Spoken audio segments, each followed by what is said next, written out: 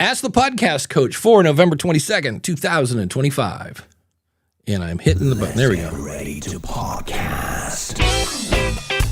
There it is. It's that music. That means it is Saturday morning. It is time for Ask the Podcast Coach, where you get your podcast questions answered live. I'm Dave Jackson from theschoolofpodcasting.com, and joining me right over there is the one and only Jim Collison from theaverageguy.tv. Jim, how's it going, buddy? Greetings, Dave. Happy Saturday morning to you. I'm gonna warn you. I'm feeling a little feisty this morning. So oh no! This could be one of those last podcasts for me.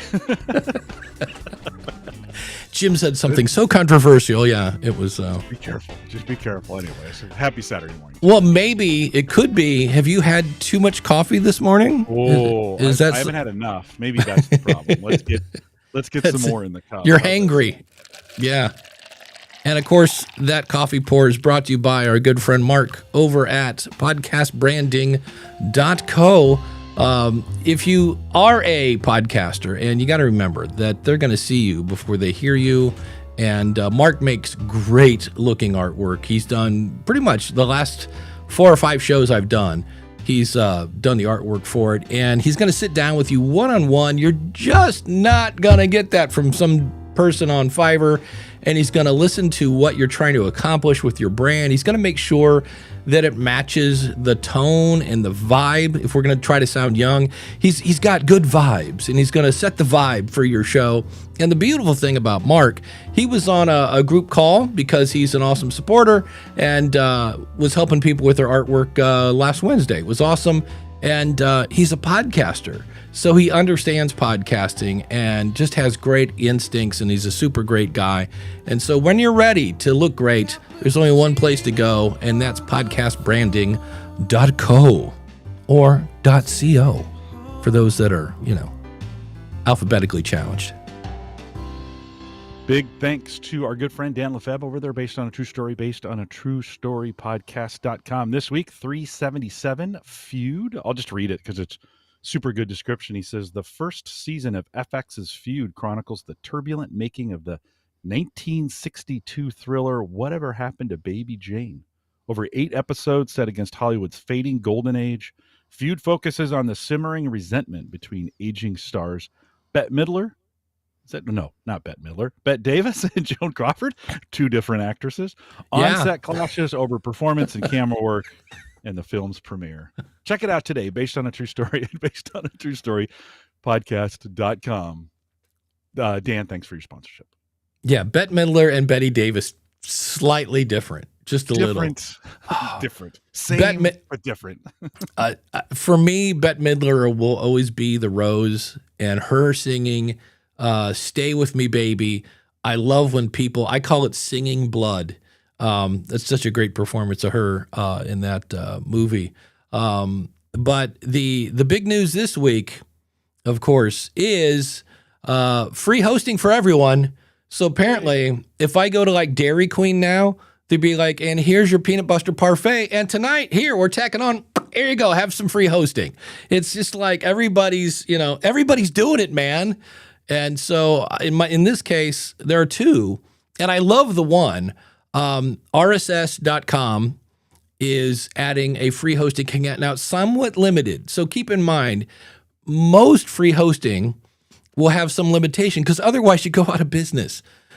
So Buzzsprout lets you do a few episodes, and then they're like, okay, you kick the tires, pay up or get out, right? And then RSS.com has a free version, but your stats only go for 90 days. And I was like, all right, but you can have as many episodes as you want, et cetera, et cetera.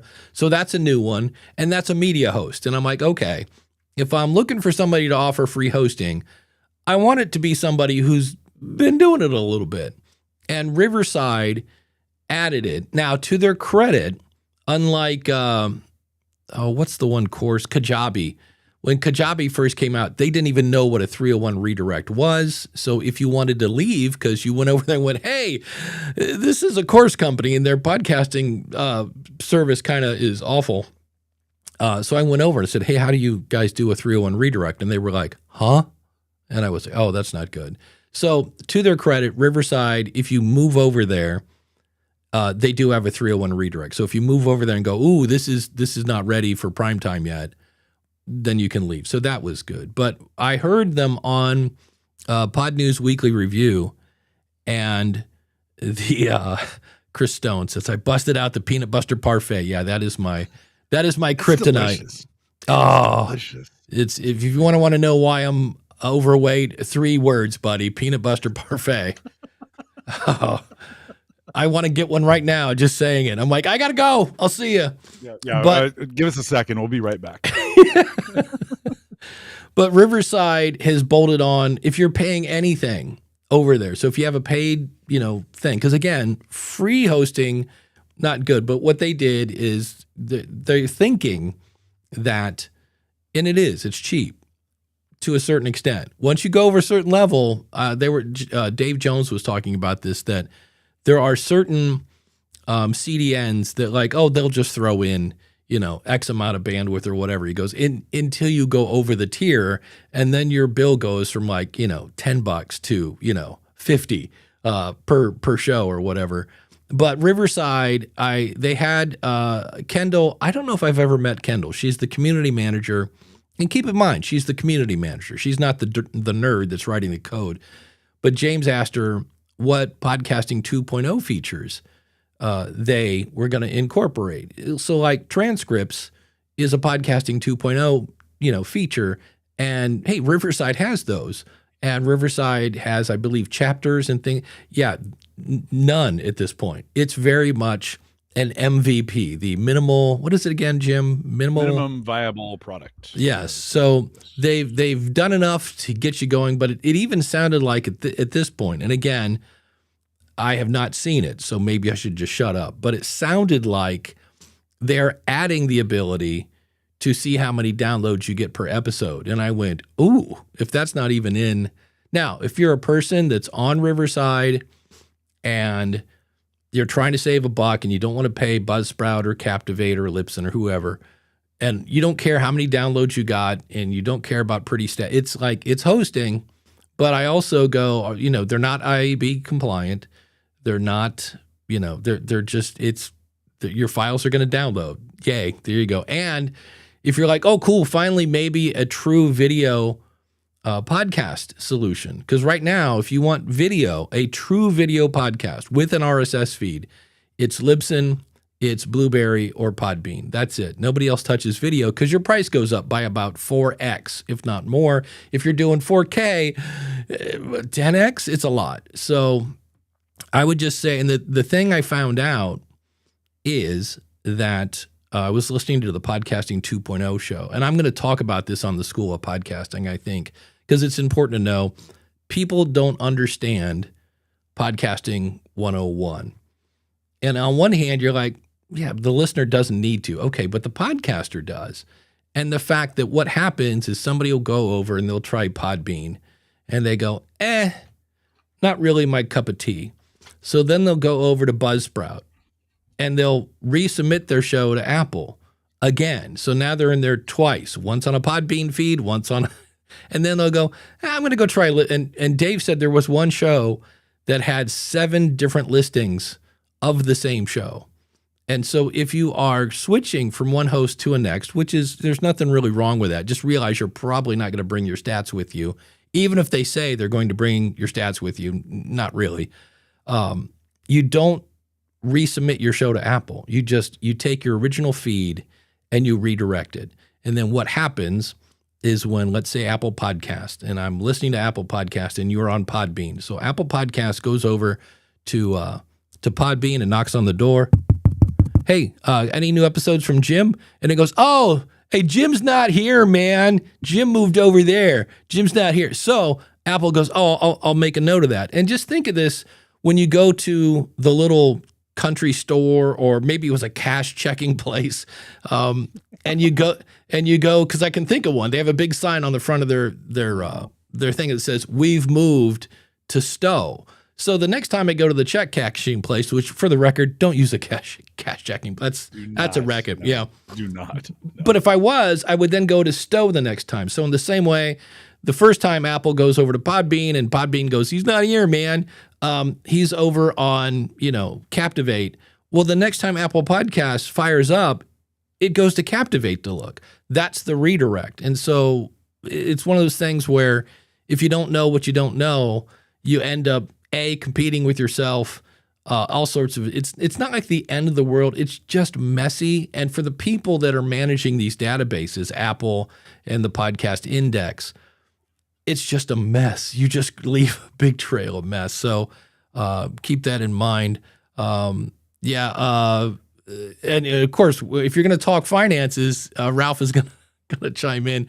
Check cashing places like legal loan sharks. Yeah, they are. They're not good. And if you're in that position, I still occasionally tune into the Morning Zoo show here in Cleveland, Rover's Morning Glory, where we say something that's almost, oh my gosh, our board operator has big jugs, that kind of stuff. And it's like a joke. You're like, okay, is that appropriate to say? No, we're not appropriate. Of water is what they're talking about. Yeah.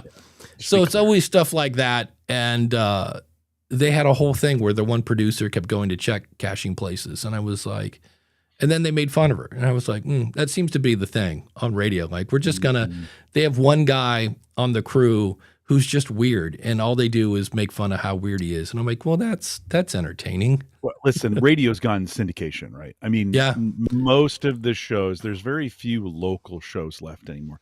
We have a few radio stations in Omaha. There's a guy, or there's maybe one guy. We got a guy named Crash. Of course, his name is Crash, right? And he's the local guy. But all these morning shows that you get on radio now, they're all syndicated. Like they're doing all this trickery to make it sound like it's local, right? Right. Billy and Judy in the morning. That's the one. What's one of our local Billy and Judy. Billy didn't have a clue what's going on in Omaha. Like, I mean, right. He's in Michigan or, Florida doing something, right? So, I mean, radio's gone the way of syndication. I kind of think, okay, hot take. You ready for a hot take here for a second? Oh, wait. I got to do a hot take. Okay. Yeah. What you want to? Do you got music lined up, or do you? I have. I think we have. I think this will work. And now it's time for a power rant. I don't know if it's a rant as much as it is just an observation, but I kind of feel like audio podcasting is going the way of radio. Oh, So 15 years ago, radio consolidated, right? There's only a handful of private radio stations left in the United States. Most of them are owned by, guess who? iHeartRadio, right? Yeah. iHeart is one of they own all those. Massive consolidation in the radio market. And so all of these have kind of come together. This is why we see all the syndication, because it's cheaper, right? You don't have to pay. This is the payoff for syndication or for consolidation is you have two people that you're paying a salary to, and they're on 17 radio stations or whatever, right? Much cheaper to do it that way. But I get this feeling like with the consolidation of iHeartRadio and they're, being number one, right? And then we think about what Spotify is doing, and we think of what Apple is doing in the space. In this, I feel like audio RSS is getting consolidated down into just a few host providers. And I don't mean host, but I mean like providers, whatever we want to call them, that are feeding these up. And unless you're in those, unless you're being paid by those providers, the ability for you, the solo podcaster, it'd be like if I started my own local radio station here in Omaha. Could I do it? Sure. Would anybody listen to it? No. Right. Or getting advertising or advertising space or whatever, some of those kinds of things would be difficult. I feel like for the average podcaster like me, that I feel like the day of audio RSS being something that, sure, I could do it. Will it be popular? Can it be, could it? Well, the odds are getting, yes, but the odds are getting smaller and smaller and smaller because of this consolidation. So I'm seeing audio follow the same track that radio went, and I see it in the ad space. Like, bingo. I'm listening to these two guys. I think it's called Blurry Creatures is the name of the podcast. It's a very, very interesting podcast. But they play 4 ads at the very beginning of their of the show, And then throughout the podcast, random ads. Yeah. Right at the end, a bunch of ads. Exactly right.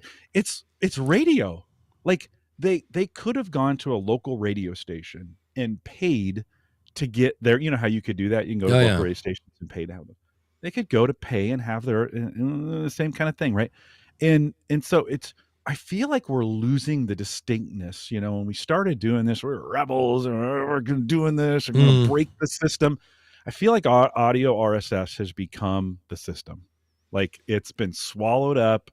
And I differentiate that from video. We can talk about that here in a second. But I don't know. That's a lot, Dave, on that. But well, no, it drives me nuts that, Tom Webster will come out, James Cridlin will find a report, and it all says audio podcasting is outperforming performance of every other medium.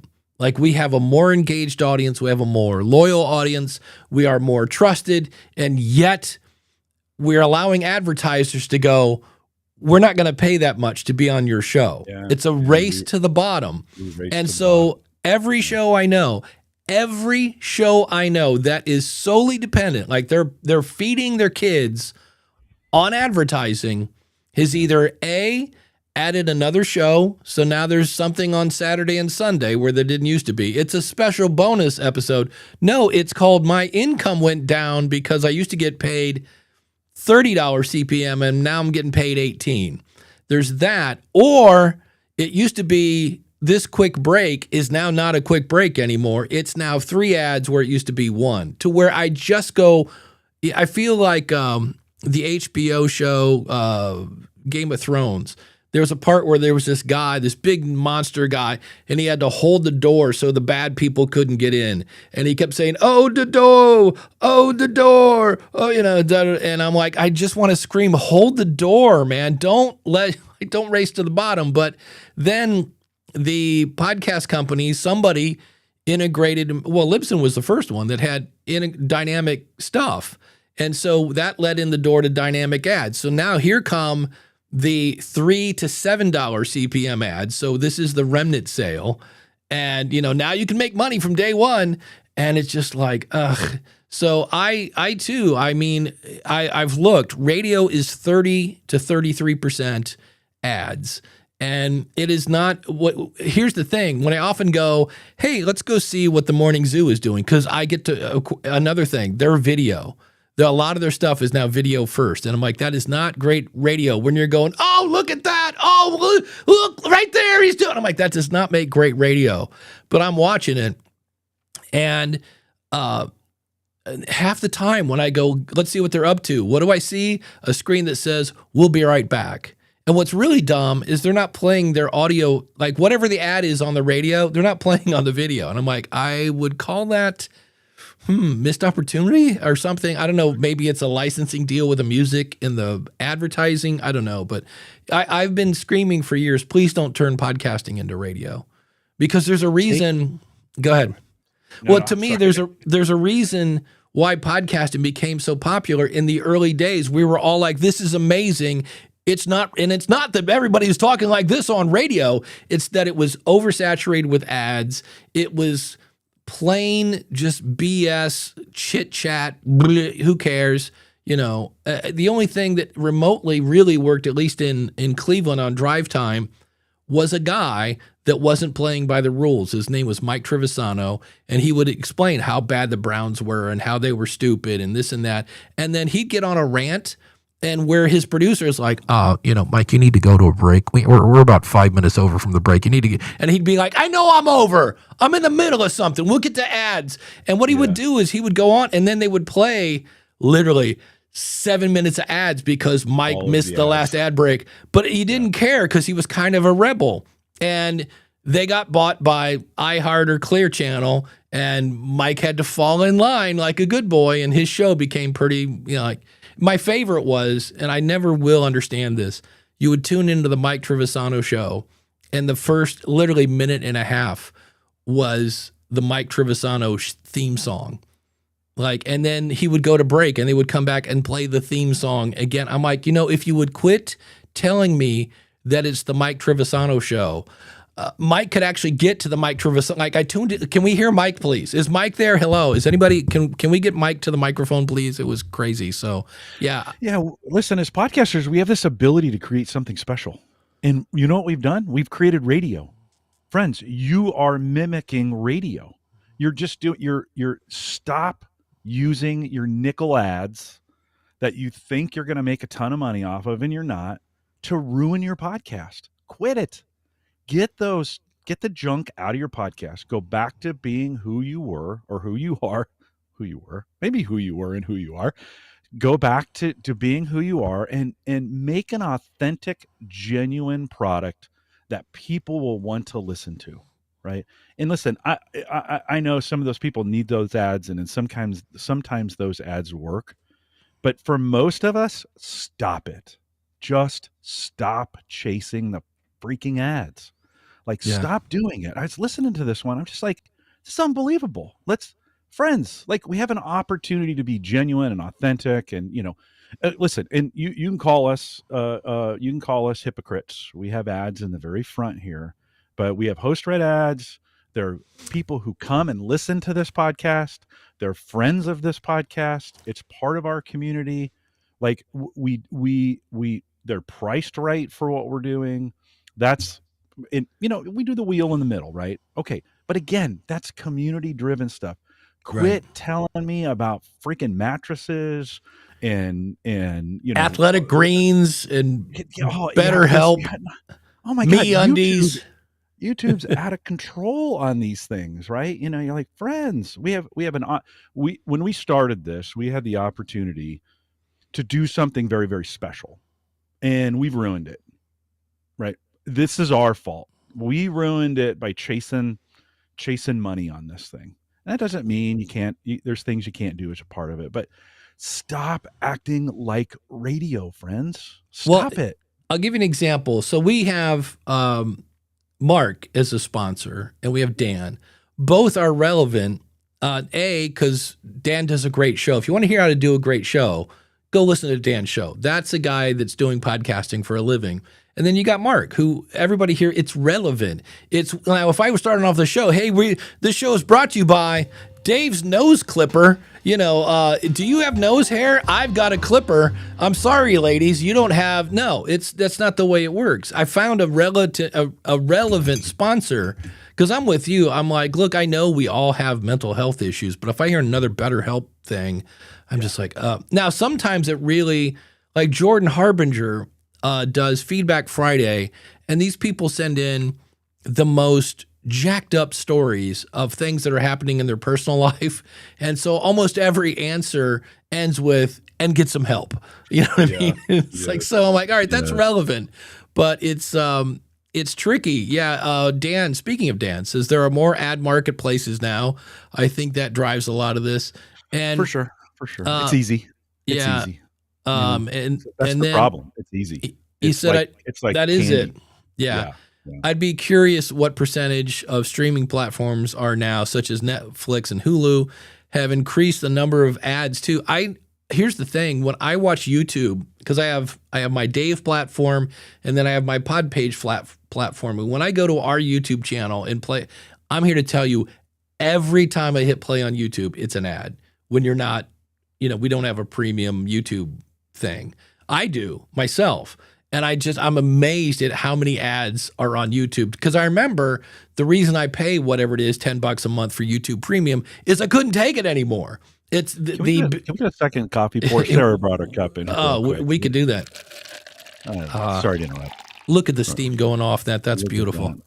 No, but it's just one of those where the ads aren't relevant, and they're video is even worse. That's why I kind of separate audio. Like, audio is our fault, right? This is, as podcasters, we control what goes in the feed, right? On the video side of things, oh my God, Dave, it's horrendous. I mean, it's even worse. And so, the ad model on YouTube, there's only one left for independent folks to use their video, and it's YouTube, and they know it.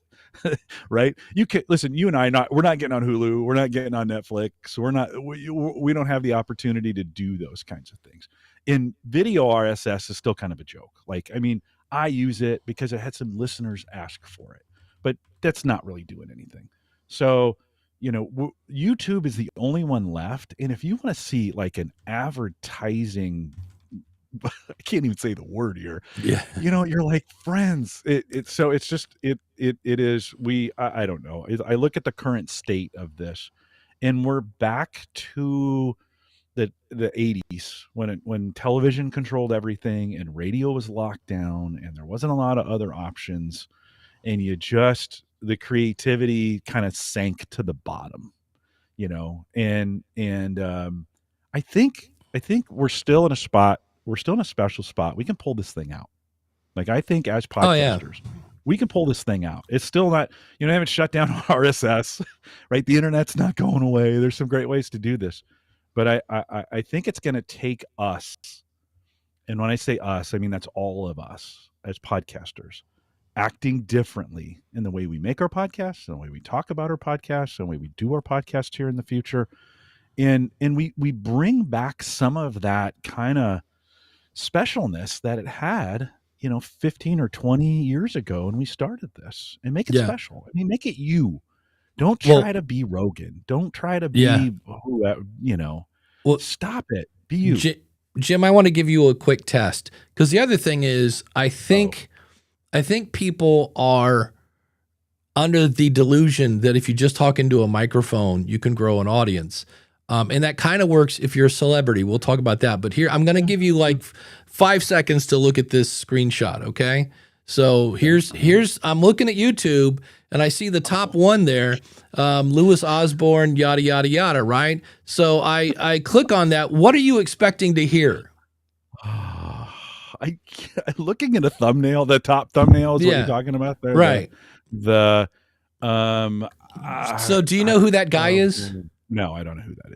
Is that Ozzy Osbourne? That's Ozzy Osbourne, and it's Ozzy's two sons, Jack and Louis, and it says, "Dad was a legend," right? So I hit play, expecting to hear, about Ozzy. Yeah. Instead, I believe it was either 7 or 17 minutes because Louis is Ozzy's son that's not as well known, was in LA and went straight to In-N-Out Burger. And they talked for at least 7 minutes, I think it might have been 17, about his In-N-Out order. And I was like, the screenshot had a picture of Ozzy and it said Dad was a legend. We're at least 10 minutes in and we haven't heard an Ozzy story yet. And they too, again, I'm here to tell you, every 8 minutes had an ad for something. It wasn't a YouTube inserted ad. It was this is brought to you. It was brought to you by Hims, and then it was brought to you by Mustache Wax. They have to, right? They have to. That's the monetization model, right? Yeah. They have to. Well, and they're being taught all this stuff, right? They're being taught how to do these ads. And listen, I'm not saying you shouldn't do this, right? What I'm saying is friends. Like, for a second, let's just be friends for a second. If you're listening to this, we're all friends, right? Friends, we've got an opportunity to be different in this. We used to be different, and then money crept in. And I'm not saying making money is bad. If you want to make money, that's the way. That's kind of a way to do it. It's not the way. It is a way to do it. And if you want to follow that, that's fine with me. I'm not judging you. Maybe I am a little bit, but I'm not judging you on this. You can do it that way. What I am saying is we have great opportunity to be different, and some of us, please, if you can be different. Be you, be authentic, right? Do the things, and you can still run your business this way, right? You can still do things. You don't have to just follow. You don't have to be sheeple and just follow. Oh, this guy's doing it this way. I guess I gotta bow down to it. Do it your way, right? And do it with the way that you see best. I just hope we can still kind of be separate and different. Well, there's in Buzzsprout, they have Buzzsprout ads, and I've turned down probably 7, and I finally had one. It's for Podmatch. So Alex, if you're listening, I approved your ad. He has to approve it on his side for it to actually run. It's $14 CPM, which is still not great, but Buzzsprout has to make a living too. So they take 6 of the 20 that they get. But I have had many a show come through that wants to, be dynamically inserted into this show. And I'm like, look, we've already got our own ads. We don't really need to be adding them. And that's one of the advantages of being an awesome supporter is if Dave has inserted something dynamically, you don't get that. You don't need that. So, but Ralph made a great point coming from a guy that helps businesses. He says, I hate to say this because I want people to treat their content like a business, but we have to realize that not everyone is an effective business owner. Many are just hobbyists, and that's fine. But the Stephanie says hobbyists are very serious, if I can get my mouse to work, about their hobby, but not everything needs to be business for it to be taken seriously. That's a great example. When I was in a band, we were never moving to Nashville. Like our goal was to be the best band in Akron, Ohio, and I think we achieved that. But we were never moving to Nashville, so it was a hobby that I made, a couple $100 a week doing that. But I was never going to quit my day job. Craig from AI Goes to College. It comes down to purpose. For me, it's impact, not income. Beautiful, boy. That's a T-shirt right there, my friend. Not that there's anything wrong with income. Or that you can't do both, right? So everybody has their own motivations. And then Todd the Gator, my goal with listener-supported podcasting is to support the hobby at the minimum expenses because they add up quickly. And this is where I need to talk about this. Last week I talked about how all the videos went, dead on the School of Podcasting. That has been finished. But in the process of going through the videos, I was looking at Buzzsprout and Captivate, and both of them have a very cool way, if you wanted to sell your back catalog or to make bonus content. Now, that one only, realize when you say, I'm going to add more episodes, that's more work, that's more time. But you could just say, look, after 30 episodes, if you want to hear my back catalog, you got to pay $3 a month or what. And I was like, depending on your goal, like for me, that'd be dumb because I want everybody to hear me talk about why they should join the School of Podcasting. That's my monetization strategy. But it worked for Mark Maron. But then again, Mark Maron's first episodes were like Robin Williams, and they were just amazing because he was basically going around to people apologizing for being a moron. And it was like therapy, It was therapy, those early episodes. Yeah. And you're right. He was kind of apologizing to the world. He was like, hey guys, I'm sorry.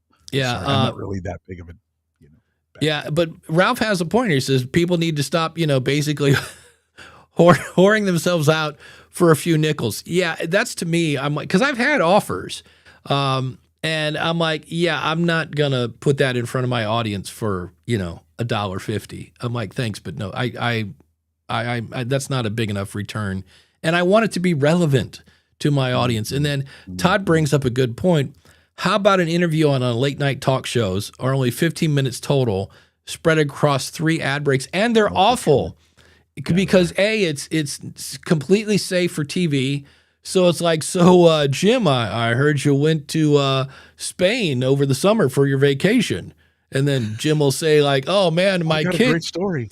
Yeah, I got a great story. Wait till you hear what my kid did. And then my dog did this, and holy cow. And then it's like, oh, and let's talk about your new movie. You got the new, okay, do we need to set up this clip? Okay, let's set up the clip. And then the clip is, ooh, ah, cliffhanger. Yeah, and you're like, opens Friday. We watch, like, the public watches this stuff. Like, if it didn't sell, Dave, they wouldn't do it, right? They do something different. And they know for the average population, they need to be generic and they need to have stories set up. I mean, imagine Jimmy Kimmel starts a conversation like, hey, let's talk about something interesting. And the guy's like, yeah, I got nothing. I mean, imagine that moment when something like that happens. Now, Craig Ferguson, right, with the Late when he was on late Show or whatever it was, Craig would tear up the card. Like he'd get out there. And then he would start flirting with with whoever it was, right? But it was genuine and authentic, and Craig didn't care. And he went over. There were a lot of times he went over on time too, like kind of thing. And he'd be like, "Oh, sorry, guys."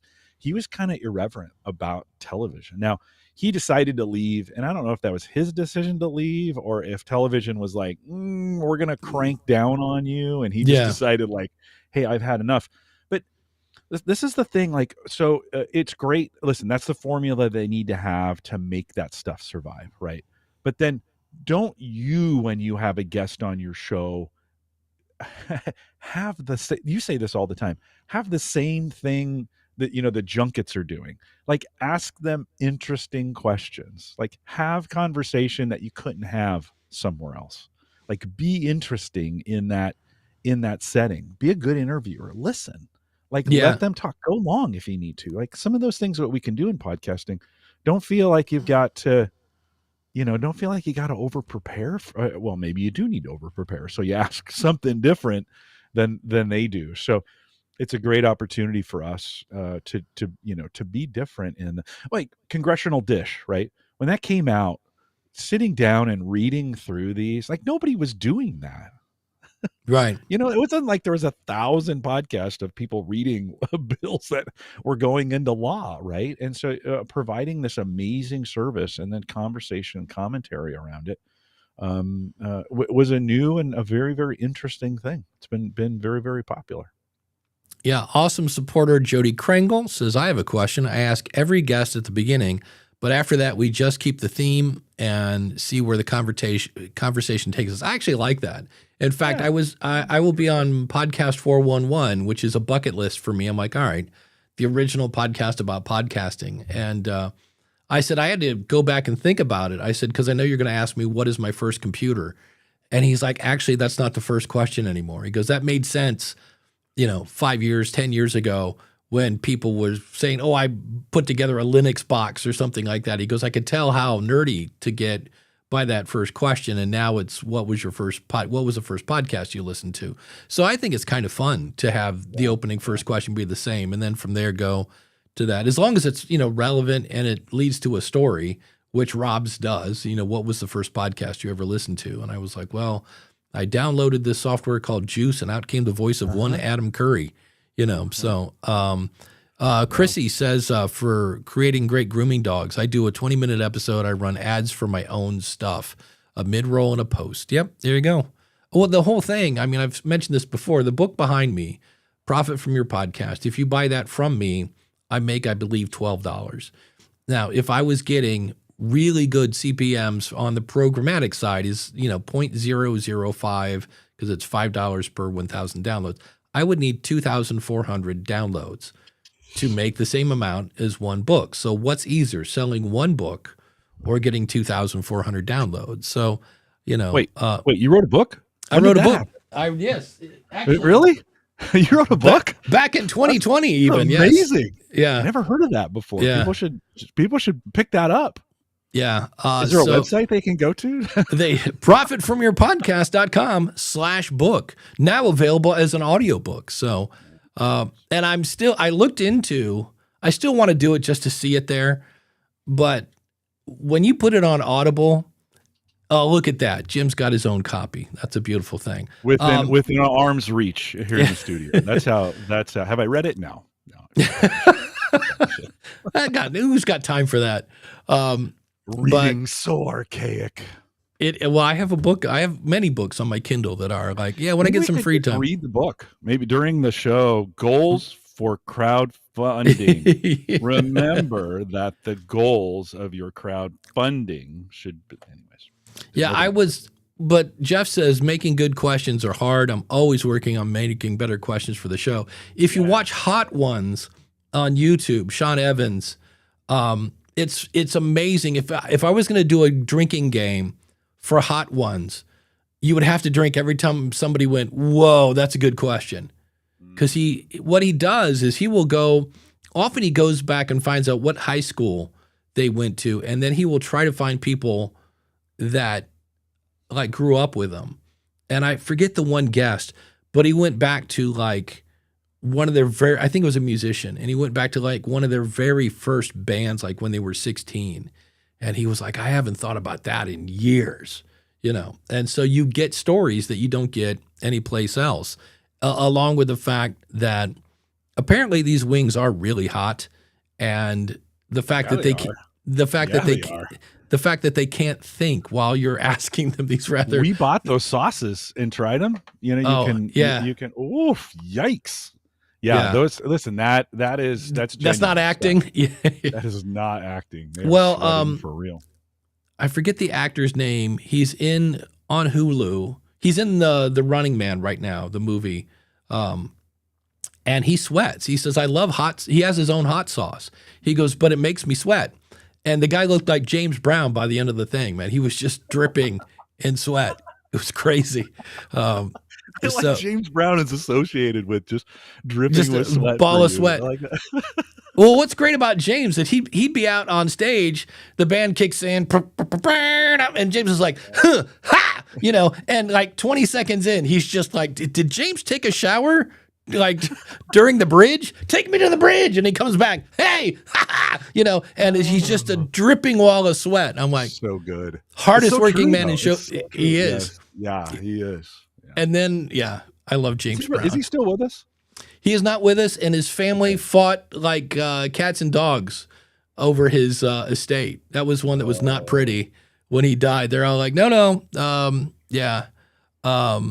Going back to community stuff, Todd the Gator says, provide info about show, contact, submitting questions. Yeah, if you want your audience involved, go to askthepodcastcoach.com/voicemail if you can't make it here live. I should put that as a post roll. Miss the show live? Go to askthepodcastcoach.com/voicemail. Be a good one. And then Jody says, and making a question seem natural thing to ask is even harder. Yeah, it's the one thing you don't have to say that for me, and it's just a Dave thing, that I cringe when somebody goes, let me ask you this.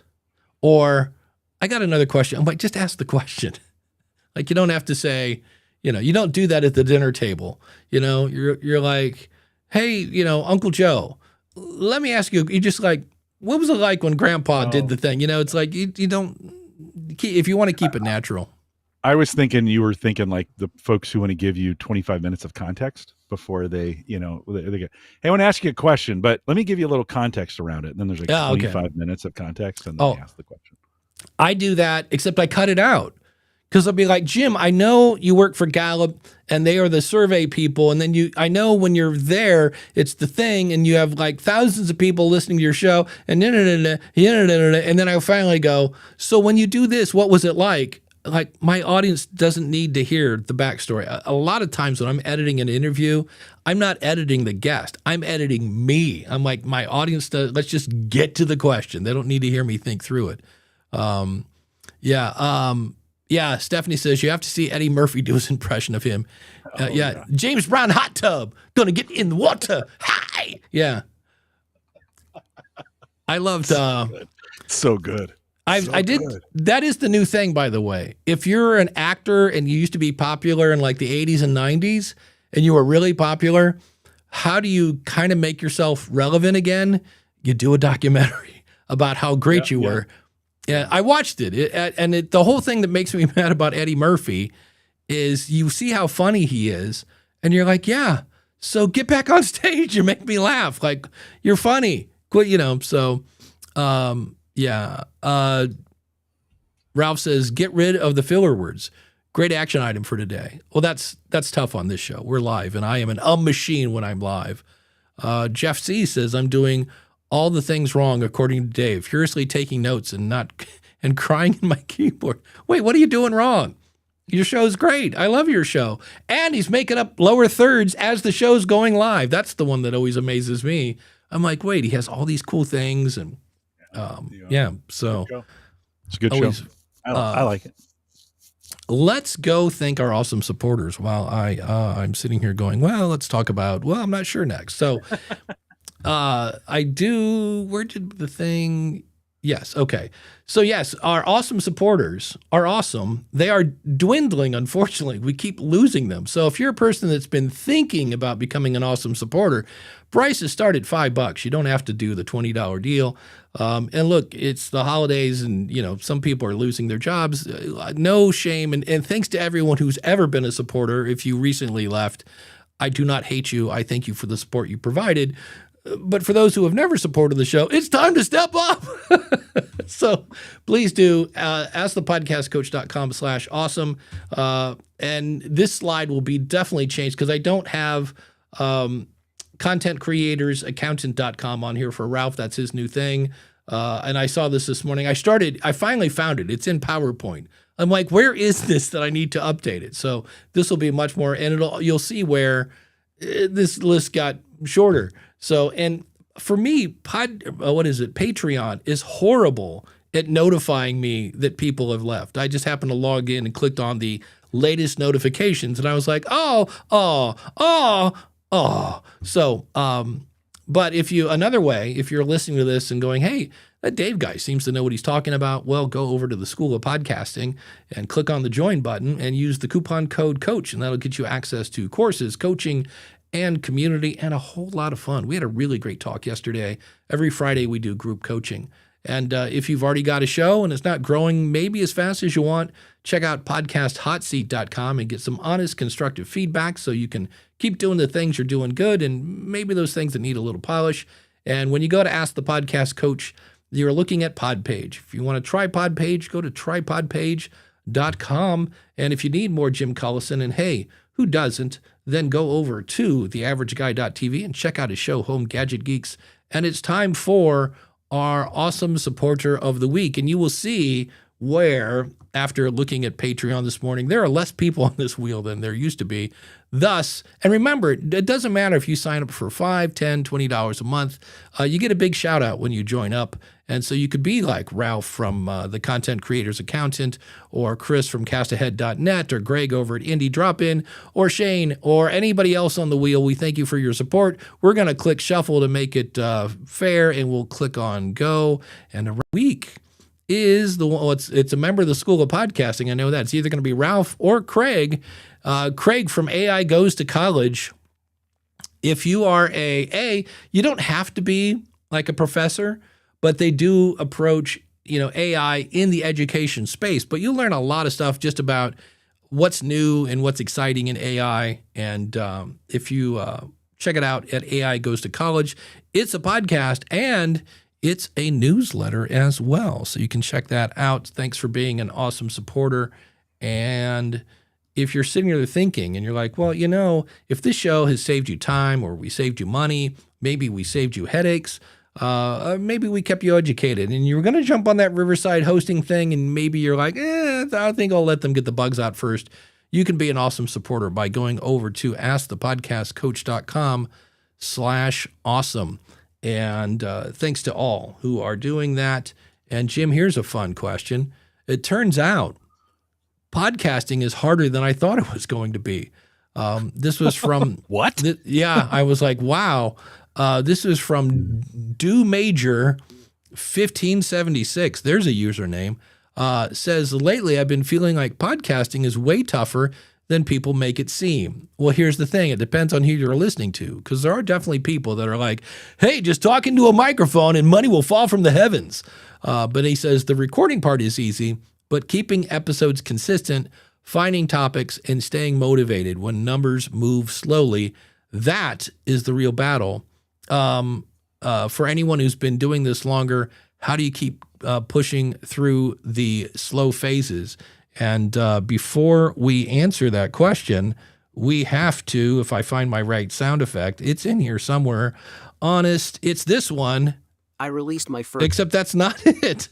Where did my air? Somebody stole my air horn. Yes, because Ralph has come through. Holy cow. With an awesome, why is that not working? Is that not showing up on the screen? It's not. No, not yet. I'm clicking on, okay, click here. There we go. Thank you, Mr. Ralph. He has hit the super chat. Thank you. $50 from Ralph from contentcreators.com, or I'm sorry, Content Creators Accountant, because he's an accountant. So if you've ever heard of, Gordon Firemark is the podcast lawyer, well, Ralph is the podcast accountant. He's the Content Creators Accountant. Find it at contentcreators.com. So going back to podcasting being harder, the hard thing that when I look back at the shows that I quit, what made me quit was making good content became harder. And so what I do all the time, I use NoteJoy. You can use Apple Notes. You can use whatever you want. There are ideas all the time. And I mean all the time. If you're listening, The problem is you'll go, oh, I should talk about that. And then you don't write it down. And so all of a sudden it's Thursday. You have no idea what you're going to talk about. And you got nothing because you didn't write it down. I use NoteJoy. You could use Evernote, Apple Note, here a note, there a note, whatever. Jim's House of Notes, whatever. Write them down and you will find out that you have ideas. You've just been letting them go by you.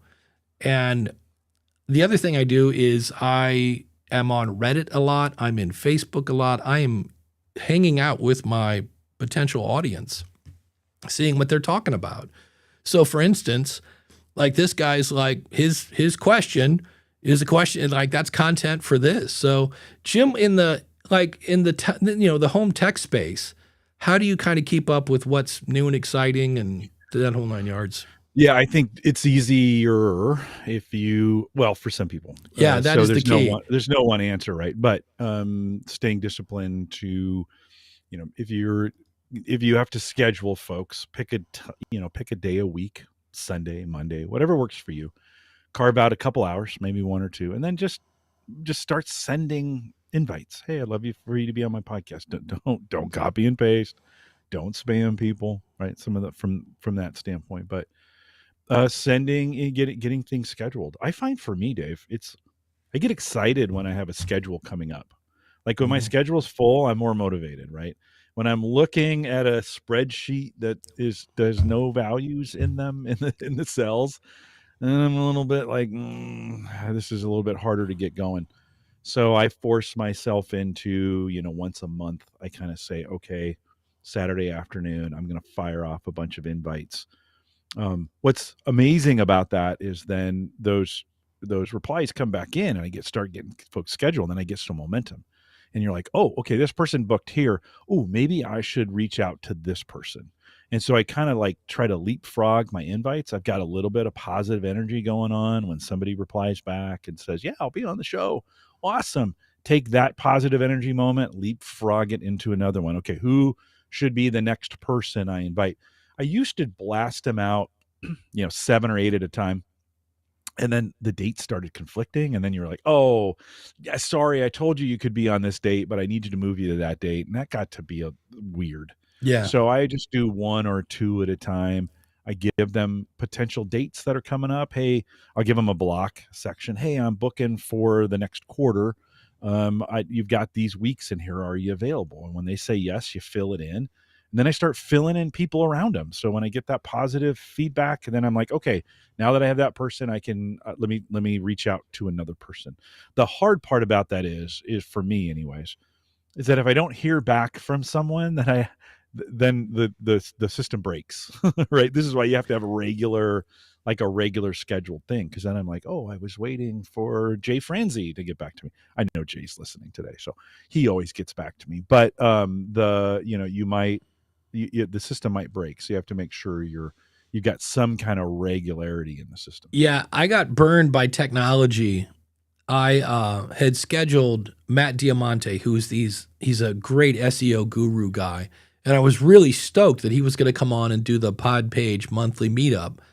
And he said, hey, I never got a meeting invite. I went, oh, okay. So I went over to Riverside, put in his email, and said, add him as a guest. And it was like, invite sent. And I'm like, great. And shame on me. I didn't follow up and say, hey, Matt, did you get the invite? And Matt didn't say, hey, Dave, I never got the invite. So the day of the webinar, I email Matt. I'm like, looking forward to talking to you today. And he's like, hey, you never sent me the invite. I have something else booked. And I'm like, oh, and I was kind of bummed because we did say on this date at this date. And I was like, great, can't wait. And then shame on both of us, but also shame on Riverside because as I mentioned this, somebody goes, oh yeah, you almost always have to send that twice. And I'm like, what? What the heck? So Dan from Based on a True Story Podcast.com says, staying consistent is a lot easier when you're passionate about the topic. That amen, brother. I've been doing my current show for 9 years. Congratulations on that. And still love learning new things with each episode. That's really it. And that's where sometimes your life changes, your passions change. And that's where there are times I had somebody this week that's like, just don't want to do the show anymore. Like, I just don't have the passion. My co-host quit. And I was like, well, then don't do the show. They're like, what? And I'm like, yeah, don't, like, what do you, like, start another show.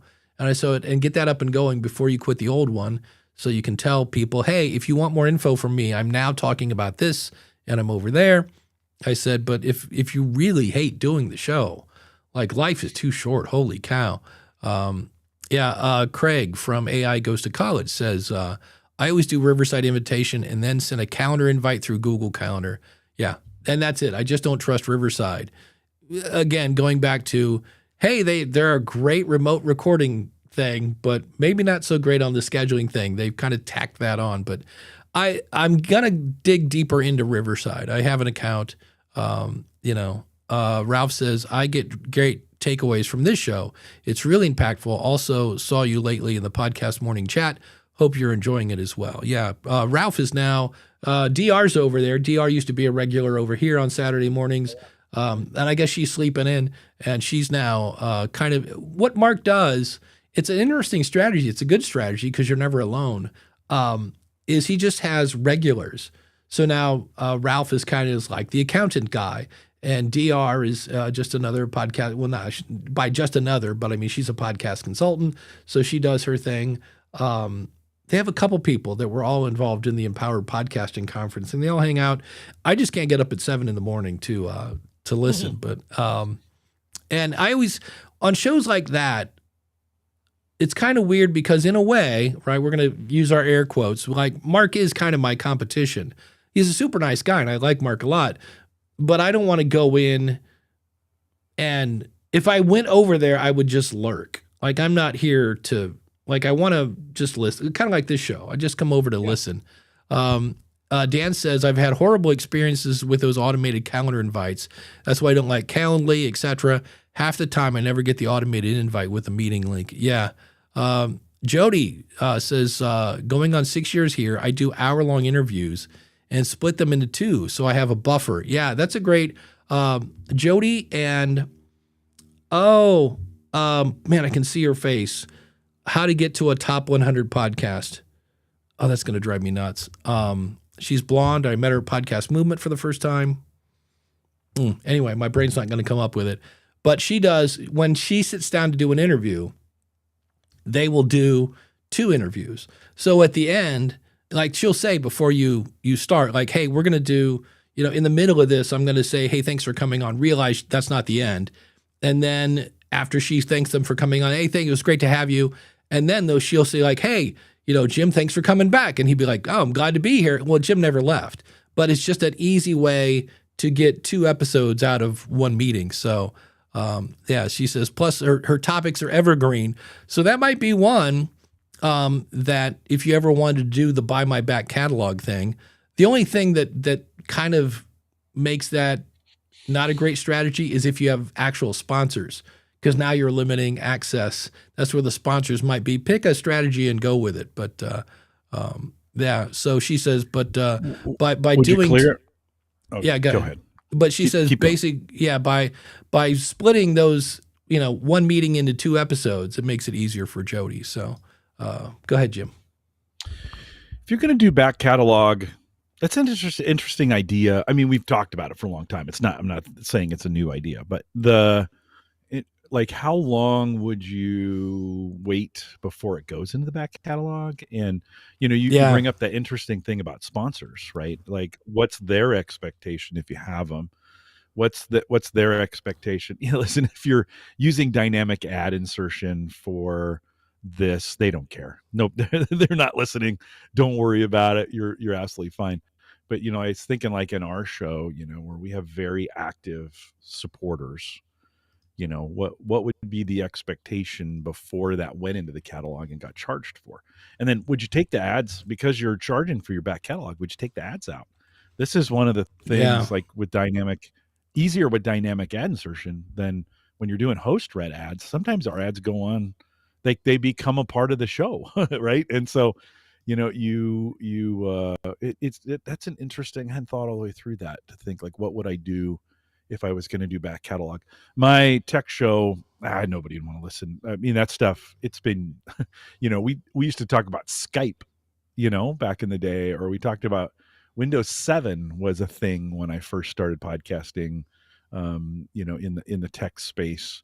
And, those subjects, they have nostalgia to them, but I'm not sure anybody wants to go back and necessarily pay for that. Could it be a benefit? Maybe. Now, on the Gallup side of things, I have 10-year-old content there. It's just as relevant today as it was 10 years ago.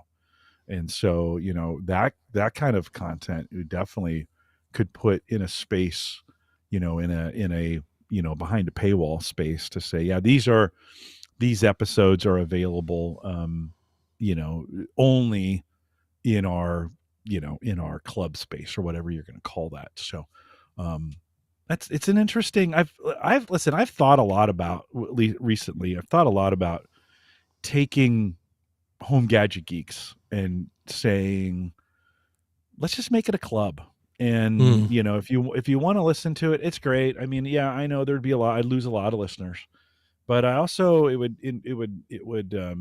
motivate me a little bit more to interact with the listeners a little bit more. And then to kind of validate some of those listeners, like who do I actually have out there who really cares about this? And it wouldn't be a big validation, but it may be something where like, hey, I'm going to spend some time doing this. I want to know actually how many people care. And if you paid $5 to be in the club, then you care. And you're like, Jim, you're going to lose 95% of those that listen. Yeah, and that's okay. Like, because they're not really engaging anyway. Yeah. And we, in December, we celebrate 15 years, and I'm going to take a break for a while. And I was thinking when I come back, maybe I may pump that thing, make a club, make some benefits to it. Yeah. But I want to bring those folks in, and I want to have better relationships with them. I want to have more meaningful relationships with them. We've been doing that. Like there's 1,000 tech shows. It doesn't need to be out live on the internet doing its thing, right? Kind of thing. But I wouldn't mind having a better and more meaningful context or relationships with the folks that listen. So it's something I'm thinking about. I did a short-lived show called Grow Your Community show. I think that was it. I did it was one of those where it was like 8 episodes. But I interviewed Dan Miller from 48 Days to the Work You Love, who unfortunately we lost a little bit ago. And he said when he moved from Facebook to a paid community, he lost like 30%. Or no, he only kept 30% of his audience. Yeah. He goes, but the people that were there wanted to be there. He's like, it was just that. But yeah, if we look at Jody's website, voiceoversandvocals.com, you can see where here's one episode with Drew Thurlow, and then that was on the 19th, and then the previous week was November 12th. Yeah, that was the same interview. So it makes it easier for the guest. The guest gets spotlighted 2 weeks in a row. So after they hear somebody the first week, they're like, oh, she seemed pretty cool. And then you hear her again, you're like, oh, that's, and thanks to Mark from practicalprepping.info, it's Courtney Elmer is the woman I was thinking of, that also from Pod Launch, if I remember right. Let's see if her branding worked. Pod Launch, if I remember right, it's HQ because podlaunch.com is taken by somebody. Yeah, so this is Courtney's website. If I can find her episodes, but she's always does back to back. Here we go. Here's her podcast, or so I thought. Let's see how easy this is. So here's her podcast, bunch of reviews. Yeah, so you can see where that's the same. I think that's the same dude. Looks like it. Yeah. So, yeah. And both these ladies, I believe, have now gone to YouTube as well. So that's, yay, more fun. And, I have to shave now to do my show. Unless you're me. And well, that's the joy of the beard. You can never tell if I shaved or not. I do know that if I ever shave my beard right now, I should actually. Because there's some chins going on under here that are kind of hidden by the beard. You and me both, friends. And me both. I just talk to people like this so they don't see them. And if you're doing YouTube, Jeff C. talked about this, I think last week. You can now do that collaboration thing where you can say if Jody's doing something on YouTube and whoever that guy was, she could send him some sort of collaboration invite. And if they accept it, your video goes on their channel, which is kind of cool. So yeah, Jody says, I also have my guests do a drop. So there's a bit of an ad for their episode in future episodes. Yeah, I've done that with when John Lee Dumas was on my show. I said, hey, John, can you do a quick promo for me on your show? And he goes like, hey, this is John Lee Dumas. I just had the awesome Dave Jackson on my show. We were talking about this and that. You can check it out over at eofire.com/whatever. And it was just a way for me to introduce my audience to John, and then he promoted it rather than me saying, hey, I was on John's show. It was just a little creative way of doing that. It's a good idea. It's a really good idea. Yeah. Check this out. Did you see Ralph's question out there? I did not. I will get to that in a second. Jody says, I was recently in Portugal visiting my audio video editor, Humberto, because it's just fun to say Humberto. Also a fellow voice talent. And we did an episode together asking each other questions about our process. It was a lot of fun. Here you go. I got to find Ralph's question. Is it the bottom? Here we go. Yeah, I see question. It. Yeah. I have a legit question, Dave. What did you learn from the mess you experienced with your videos, so we can add that for ourselves in the future? Yeah, so a quick recap. I used a company called Adillo. Adillo had a lifetime deal. I paid them $407, of which I got 3 years out of that. So I ended up paying about $15 a month for their hosting. So I still got a deal. But they just emailed me in November and said, hey, starting in December, you're going to have to pay for that. And I went to log in. I was, as you might imagine, I was not happy that my lifetime deal was not a lifetime. And I got a white screen of death. And all of their videos were down. And I couldn't even, I couldn't do anything. And it took them a week to get them back up. And so what I found was, anything that's outdated, unless you're going to start a museum later, delete. Because I couldn't find my Podpage videos. And I found them, and Podpage, there's kind of like a version 1.0 where the navigation was at the top of the screen, and then we switched, and now it's on the side of the screen. And I could not find my Podpage 2.0 videos. So number one, get some sort of filing system.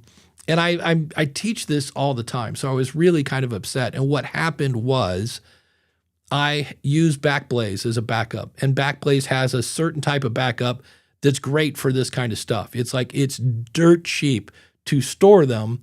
And they charge you a little more if you download them. So I got a lot of that, little more this month, because I downloaded a lot of these episodes because they were in the cloud. But even with that, you can save yourself a lot of headache with a good folder system. So like for me, most of my shows have this structure. I have a folder called, you guessed it, podcasts. And here, let's just show it. For those of you listening, this will be in the video, but I will do it so that you can understand it. And so if I share my screen, so I have a folder called podcasts, and in it, there are a boatload of shows. But if I go into, this is a somewhat newer show, so maybe this one, because eventually they all get messy. But if I go into the Akron show, this one's getting a little messy. But you'll see episodes, finished, images, and productions. Now, a lot of times production will have the images folder in there just to keep it neat and tidy. So you don't. And then I have one folder up here called ads and dynamic. So this is starting to get a little messy because really ads and dynamic should be in production. I don't know why I didn't do that. But if I go into episodes, I can go into, and it's going to take a second to think about it, but I can see here on episode 7 was about the sidewalks, and I've got all the files I need. In the event, somebody goes, yes, we're doing the Akron, Ohio podcast museum. We need the raw file from episode 7. I don't know why I'm keeping all this stuff, but it's here. And so I don't have to then name this file if I go into, a press conference from the mayor. I don't have to name this. Like you'll see what is this? This was an MP3. Oh, this is me. I downloaded the mayor's presentation. Still don't know if that's entirely legal. But instead of making really long file names, I know that this is the, where's the beef? JCPenney was going out of business on episode 18.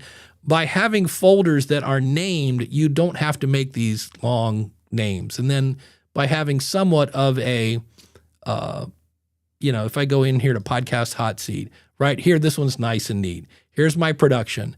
So when I open up the show, here are all the files. So a good file structure is that, and then would be my first lesson. And I kind of did. And then the other thing that I was glad I did, because I had moved from whoever to Adillo. And when you're making courses, same thing, have a folder for every, like I have courses, and then here's the name of the course, all things interviews. And then in that folder, I have a folder for every lesson. And so here's the raw video for that lesson. But when I exported it, I export to a folder called finished. And in that finished folder, and this is the one that was driving me nuts, yes, I had all the videos, which was great, because with some companies like Voomly, I can go here, take all these files and upload them and do your processing. And then Voomly's going to go, great. Where's the artwork for these? Do you have a thumbnail? And that's where what I used to do is in Canva, I would make a template for that course. And then, this one now, this lesson's called whatever. So I'd go in it from, how to find guests. And I would get rid of that title and type in best resources for such and such. So I would have those thumbnails, but often I would delete those because I don't need them. They're in the video. I got this lifetime deal. I don't need it. And so what I do now is in that finished folder is the video of the finished and the thumbnail, so that when you upload it, it's going to go, hey, where's your thumbnail? You go right there. And the thumbnail and the name of the file are exactly the same. One's .mp4 or whatever the video file is, and the other one is JPEG or PNG. So file management. And I was kind of mad at myself when that was going down, because I was like, when I say I've been teaching that for 30 years, that file management is important. Keep it neat. I used to do a course on, this is like 40 years ago, on time management. And I had an insane stat about how much time people spend on looking for stuff. And here I was spending time looking for stuff that I could have easily just taken the extra time, So that was probably, Jim, any thoughts on any of that? Except I'm not hearing you. Is that just me? No, it's me. I had muted myself when you were talking, or muted myself when you were talking, because I didn't want extra noises coming in. But there's been a discussion going on in the chat room about backup, right? And this file discussion, how you structure your files, always then leads to this backup discussion, right? My advice is structure your files in a way that makes sense to you, right? Don't worry about what the masters do, so to speak, or whatever, because you eventually have to find it. And then, the next logical thing is, how am I backing them up? If they're in one place on my Mac or on my PC, that's probably bad. So they need to be replicated. Having a copy in two places locally is not a backup. Is not a backup, right? Even if it's local, it's not a backup, because if you're syncing them and you change one and the other changes, Time Machine is good at this on the Mac, because and PC really lacks this, just to be honest. Like the Windows stuff, it's getting better, but it's still not great. Time Machine does, because it keeps copies of it's not just one copy of it in sync, it's a copy of it in time. And so if you made a mistake and you need to go back to an older version, right? This is version control of it, then you can. And then, of course, it would be best practice to get the copy of that off site somewhere, so that you can pull that back in. I'll admit, I went through a renaissance period of my own files. I kept everything for like 15 years. Yeah. And I had like 6 terabytes of stuff and out there. And one day I kind of just said, you know what? I'm not keeping all this stuff. Like, it's like, I've got it enough, and so this is for some people, they're dying right now because they don't let go of anything. And I took some of that old stuff. I just deleted it. Like I don't have everything. I have audio of everything. I didn't keep all the video stuff. I was like, I'm good. It's on YouTube. Yeah. It's at archive.org. Like, it's fine. I don't have to have it. I gave myself permission to let it go. I didn't need the management of 6 terabytes. And today that's actually not that big of a deal anymore. That used to be much bigger of a deal. But I let myself listen, some of you are dying inside. I understand. Right now you're like, Jim, no, you have to keep everything. And like, yeah, no. Ed Sullivan always makes fun of me when I talk to him about, he's like, you just don't care about anything, do you? You just, because I'm like, yeah, let it go. It's not that important. Those pictures, not that important, right? You think they are, they're not that important. Yeah, I know with Hindenburg, when I save an episode, it makes a copy of all the files used in that episode. So so I've got, 1,000 copies of my intro music, and I'm like, that could add up. Granted, it's an MP3, but yeah, there's a part of me, I know with the Akron show, because it's very not evergreen, that once that episode is published, there are times that like I just whack the whole episode. I'm like, that episode is done in a month and a half. It's completely outdated. I'm like, it's on in that case Captivate, but I'm not worried about it. Backup is here's what I say. You do what makes you sleep at night, right? If you're worried about your files, if you can't sleep at night because they're not being backed up, for God's sakes, get them backed up. Like, you spend as much as you want on backup. Listen, I came out of this world, right? I was on a show called Home Server Show. That's all we talked about, right? For a decade, it's all we talked about. You do what makes you comfortable, right? If you, and some of the guys, like, they have a local copy, they do the cloud, then they'll take a server to somebody else's house, and like their mom's house, it's my mom's house server. And they're moving, they are moving files to because it's offsite, right? It's their own local, it's kind of their own cloud, right? So to speak. If anything were to go wrong, it's a great way to do it, right? It's another computer to maintain and put, updates on and make sure it's always working. And when it doesn't work, can your mom turn it back on? Some of those kinds of things, right?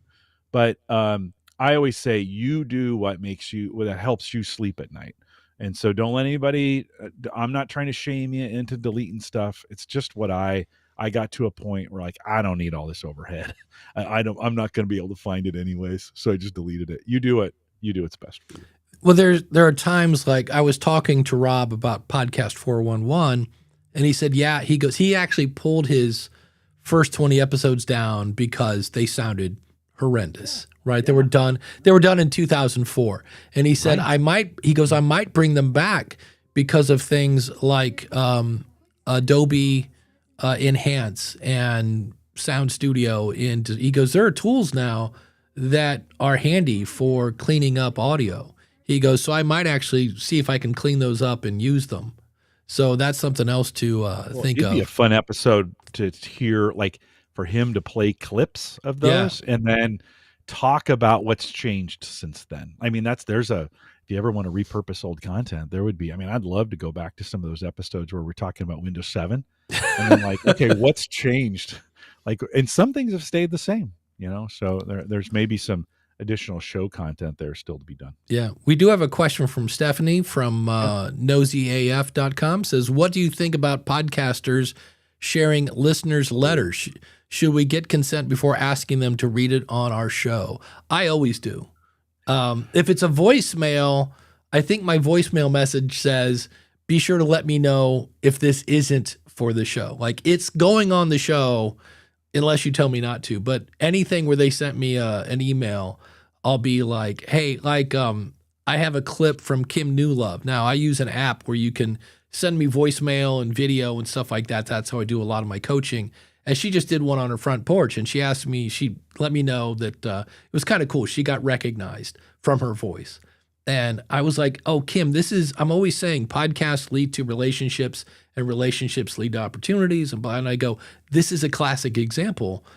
Can I use this? And she's like, yeah, I don't really follow, but okay. I wish I wasn't on my porch. And I'm like, well, I'll run it through some stuff. And, like, you'll sound fine. And I'll explain to people that, like, hey, this isn't Kim in her studio. It's Kim on the front porch.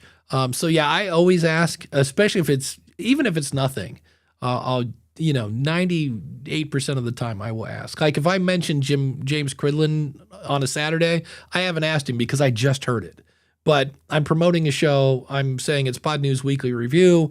I'll put a link to it in the show notes, things like that. What about you, Jim? Do you get consent? Yeah, you should ask. You should ask for sure. Unless it was like if you asked for them to do this in advance. Hey, I'm Yeah. looking. I'm gonna do some things. We're gonna play them on the show. At that point, absolutely. Just yesterday, we had some feedback we'd gotten earlier in the year that we wanted to use on one of our websites, and so I sent notes to the 3 folks that gave us that and said, hey, is it okay? We're going to use your quote. Here's the quote we're going to use exactly as it is. We're going to use your name and your company. Is that okay? And 2 of the 3 said yes. And the 3rd said yes, but said you can't use my company. Like that. I don't have the permissions to put the company name there. So I'm glad we asked. Like, we had a disclosure when we asked for that feedback that we may use this in future marketing, but it's just nice. Like, I'm glad we asked. And so I would say, always ask. Even if you've asked, ask again. It's just a nice thing to do, right? I mean, if this, so the person knows, hey, this is gonna be on, or let them know what the version of what you're using is. Like, because they may have given you some feedback and you're not going to use it all. And I would say, hey, I'm going to use this clip or these words. Are you okay with that? Because they may not be after they said it. You know, how many times have you said things and regretted it? Right, Dave? I mean, we've all said things on the podcast in the past that we regret. I'd love it. You know, I had some choice words to say about a podcast host company this a couple years ago. Cridlin ran those and I kind of wish he checked with me on that one, you know, to be like, hey, I'm going to quote you from Ask the Podcast. Is it public? Yes. Would I want that to run on his, you know, his very large, very popular newsletter that he puts out? No. Was he wrong? No, he wasn't wrong in doing that. We're public.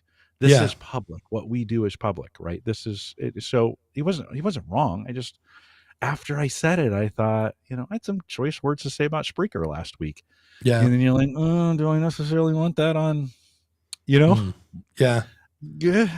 Like, so yes, ask. It's a nice thing. Be the nice guy or lady in that case.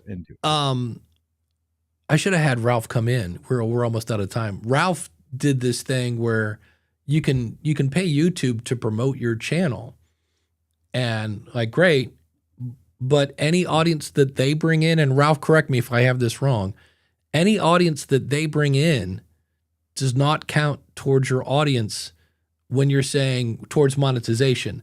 So if you have to have, and I'm just going to use dumb numbers, let's say you have to have 10,000 views to be monetized, and 8,000 of those came from promoting via YouTube.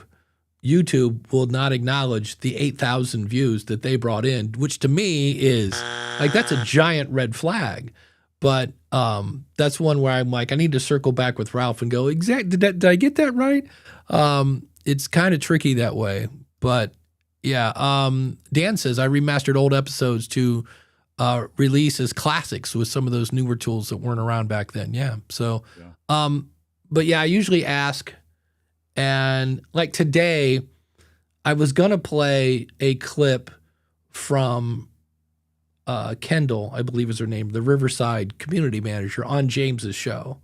And I was like, because I just heard it. And I was like, oh, this would be good. And I went, I'll just paraphrase. Like, do we really need to hear Kendall? And plus, I don't really know Kendall, so I don't want to like paint her in a negative light. I'm like, just, you know, so. Yeah. Could you? You could have. I could have. You could have. It's public domain stuff. It's out there. Like, you could, but you know, and listen, if you're in that kind of space, there are folks, well, I mean, James Cridlin is in this kind of space where he's grabbing things. It's news, right? That's he couldn't check with everybody. He couldn't check every single source, right? I mean, he's making the assumption, we said it on the show, it's okay to, this is a public show, right? You know, from that standpoint. So. And Dan brings up a point. Did you see the news that Fox is repurposing audio from Brian Cox and Kristen Bell from a decades-old audiobook, and they're turning it into a new podcast series?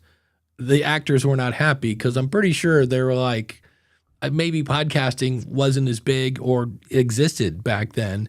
So It's like, am I getting paid for that? No, you're not. Okay, well, that's not good. So name, image, likeness, friends. Name, NIL, right? Name, image, likeness. This is becoming a big deal. So I gotta find, where did my Zoom meeting go? Hold on, because Ralph said he was going to jump in. Yeah. Uncle Mar says, just because you can do a thing doesn't mean you should do a thing.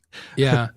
I think that's actually biblical. I think Paul said, just because you can shouldn't mean doesn't mean you should.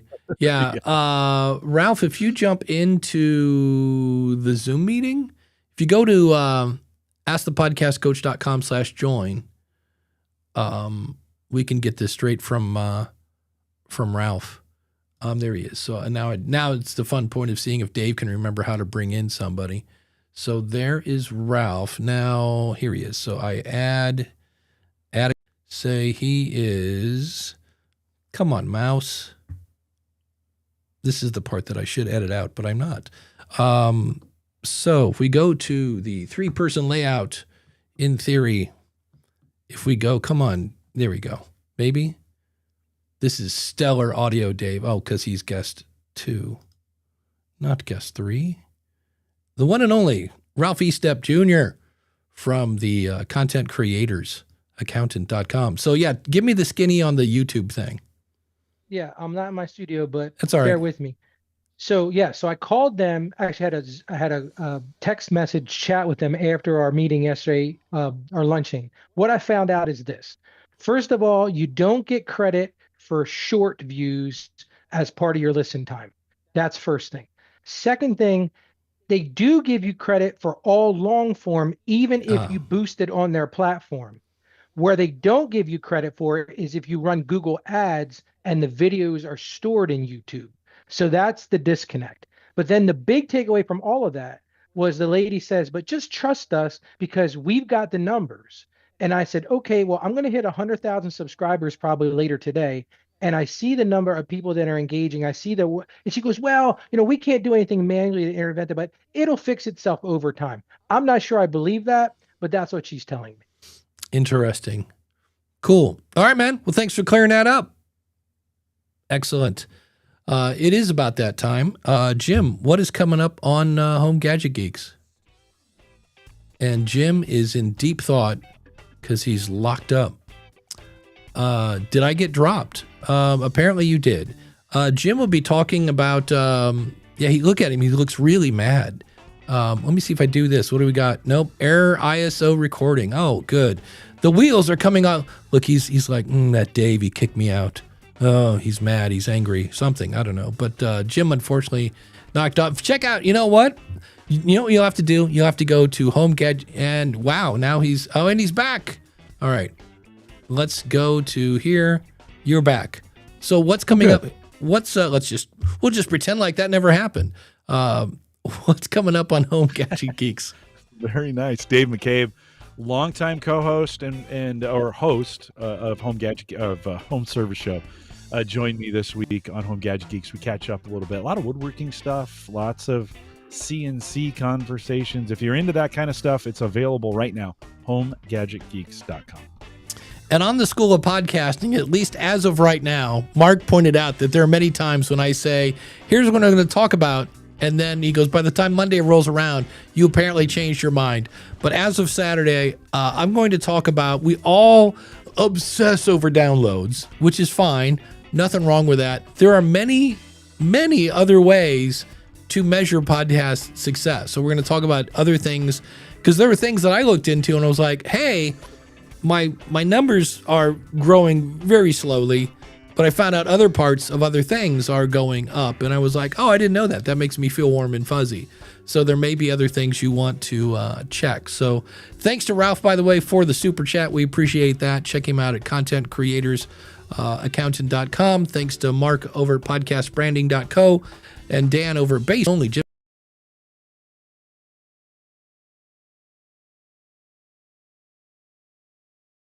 Use the coupon code COACH when you sign up. And is Thursday Thanksgiving? Is that this week? Yeah. Yeah. So thank you to all the awesome supporters and all the awesome chat. And don't forget, if you sign up to be an awesome supporter, you get a big shout out on next week's show. So if you're in America, have a great Thanksgiving and enjoy your football and your turkey. And if you're not in America, have a great Thursday. And we will see you next week with another fun-filled episode of Ask the Podcast Coach. Everyone dance.